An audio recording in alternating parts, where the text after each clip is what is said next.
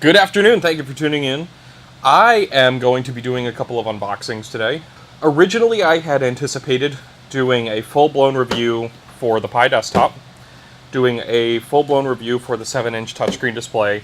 The reality is, the internet's already inundated with reviews on these products. You can find these reviews all over the place, so I figured, you know what, rather than reviewing it, I would sit here and explain my current situation, why I want it, unbox it, just show it a little bit.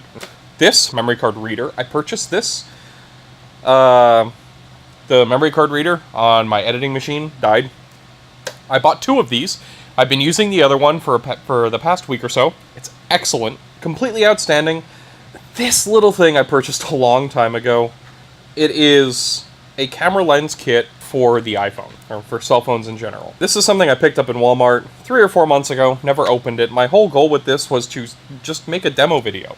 If you can find it in Walmart, my thought was I may as well take it and show it to the people. Let the people see what the quality actually looks like. I figure we'll run through it, try it, see if I like it. Maybe it'll suck, maybe it won't. I'm not 100% sure. All in all, I think today all I'm realistically going to need are my screwdriver sets and my razor knife, and I should be good.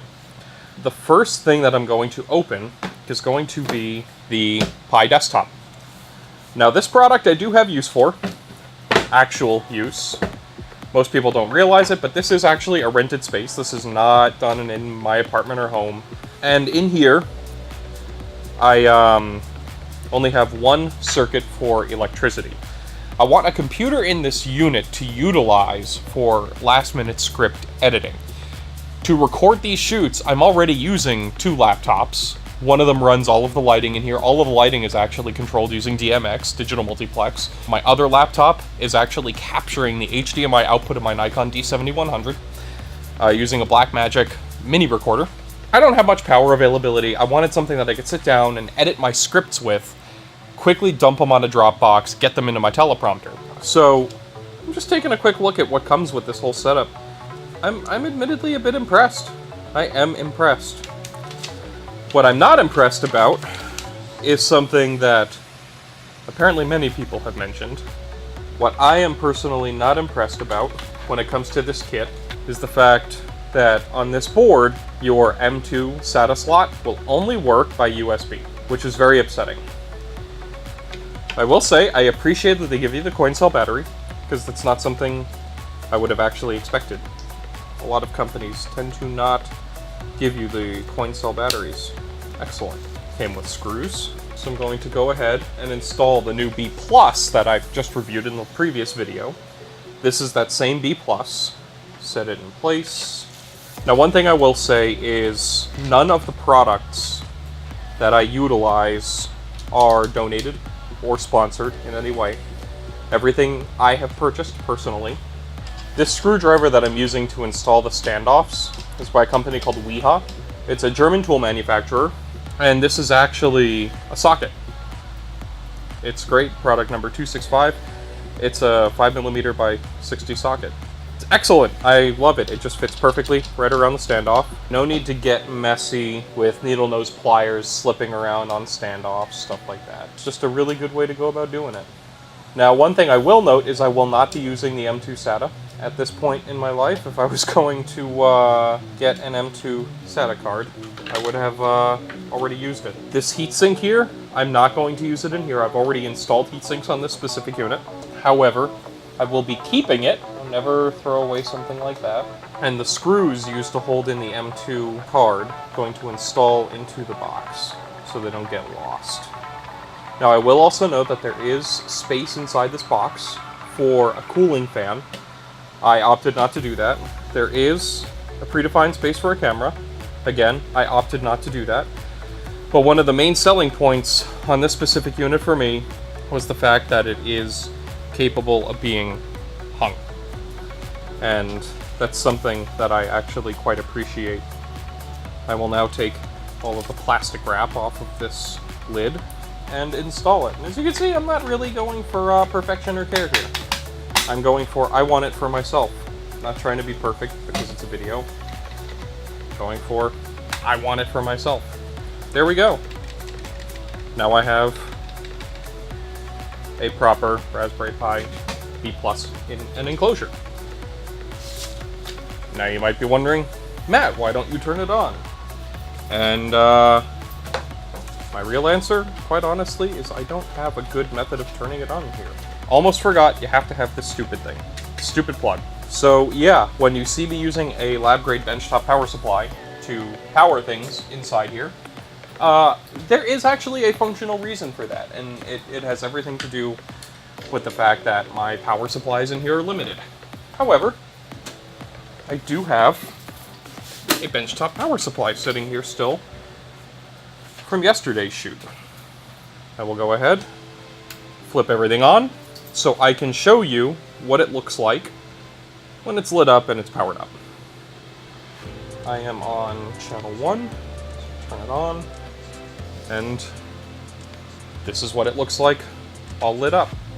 One thing I will also say, this does attract fingerprints, to say the least. It is glossy, so if you like matte black things that aren't glossy, this may not be for you.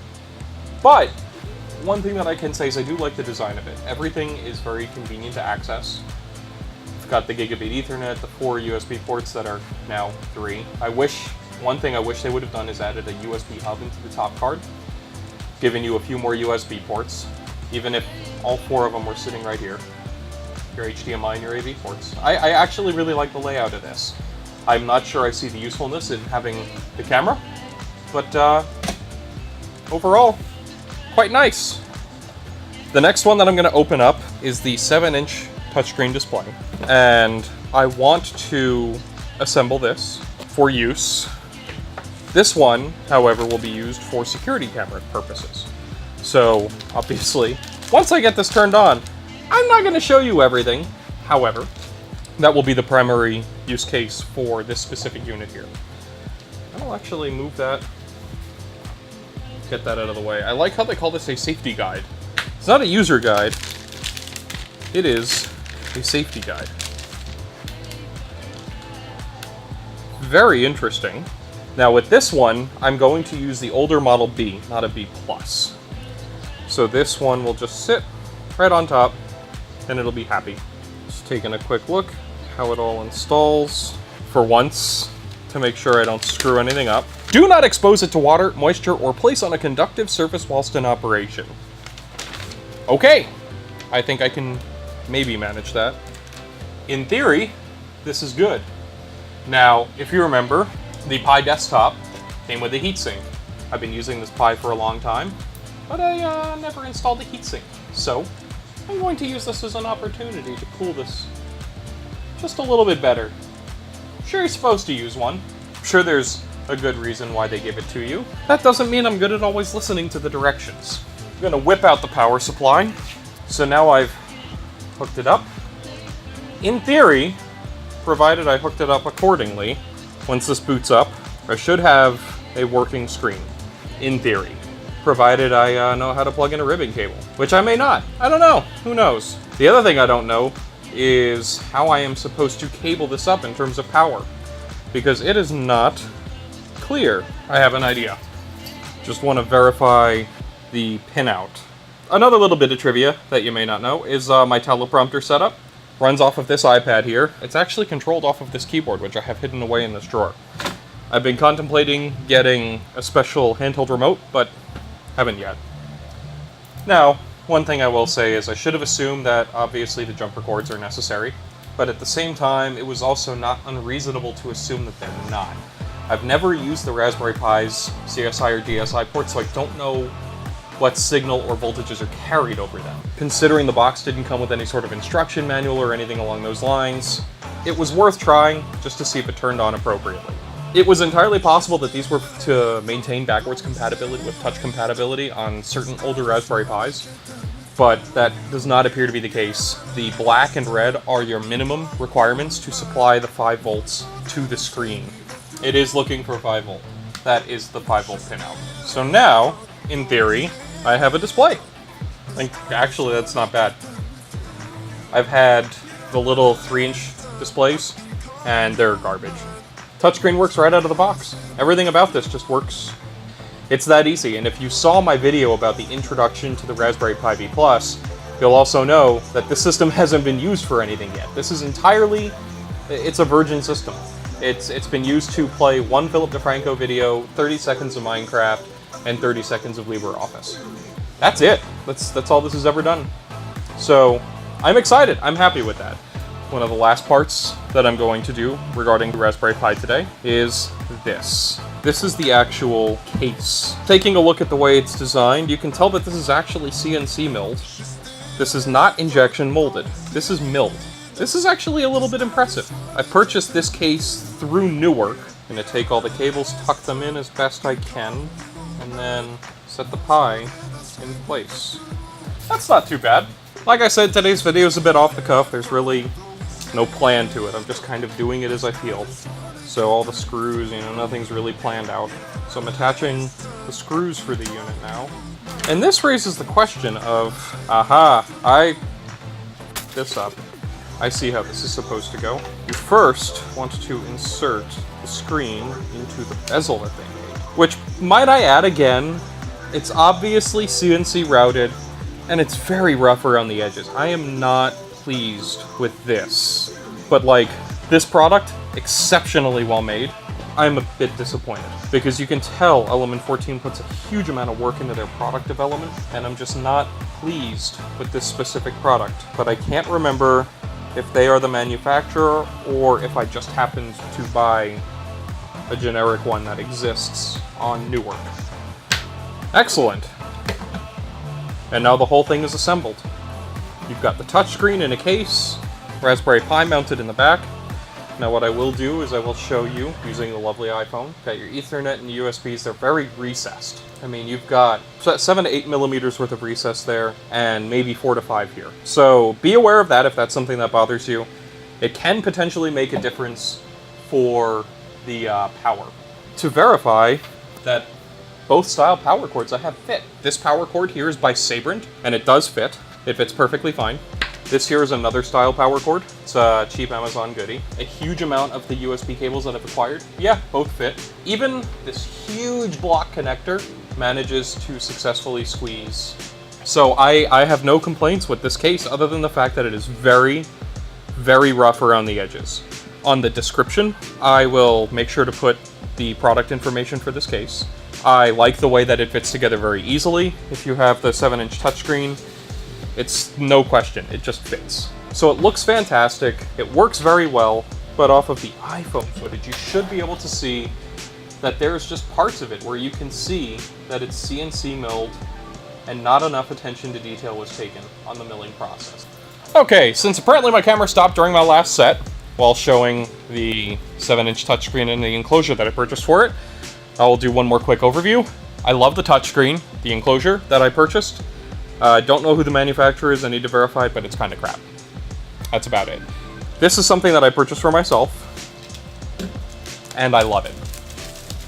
This has proven to be an excellent asset to my kit. It's a fantastic product, that's all I can really say. It is extremely simple. It does exactly what it says it's gonna do. It is not made in a way where it's got more crap than necessary. It is literally a wire, USB 3. That's it. Very simple. I love this product purely because of how simple it is. And that's it. This is one of the fastest reader writers I've ever run into. It's exceptional. It's just, boom, it works.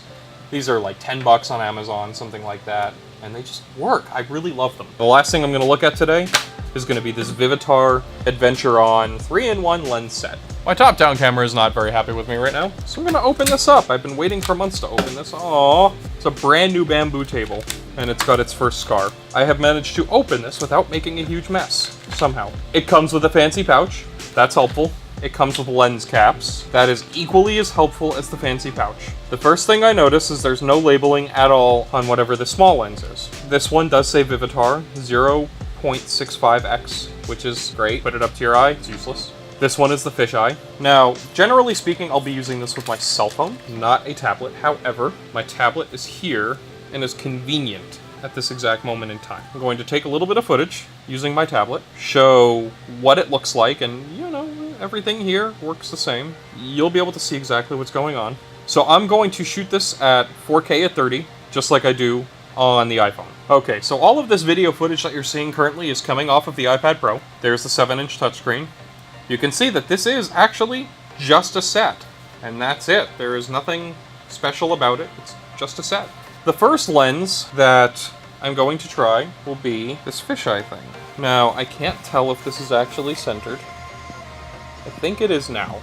So the first thing I'm noticing is, obviously, it's definitely working as a fisheye. It's a little bit of a mess in here. We've got the power supply, computer monitors. This is all still here from yesterday.